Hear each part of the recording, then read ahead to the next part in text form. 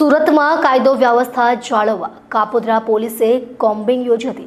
Kapodra police દ્વારા મોડી રાત સુધી કોમ્બિંગની પ્રક્રિયા ચાલી હતી, જેના કારણે સ્થાનિક લોકોમાં પણ સુરક્ષાને લઈ વિશ્વાસ મજબૂત બન્યો હતો। સુરત શહેરમાં કાયદો વ્યવસ્થા જળવાઈ રહે તેવા હેતુસર સુરત પોલીસ એક્શનમાં આવી છે।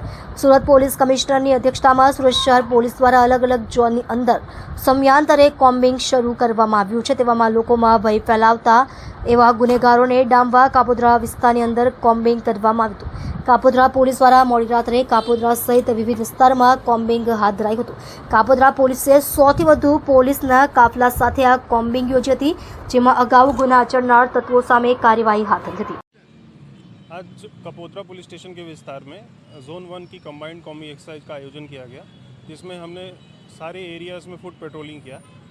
ये फुट पेट्रोलिंग इसलिए किया गया ताकि कोई अनिच्छनीय बनाव ना बने और पुलिस का प्रेजेंस जनता में दिखे और जनता ताकि कॉन्फिडेंट रहे कि पुलिस उनके साथ खड़ी है।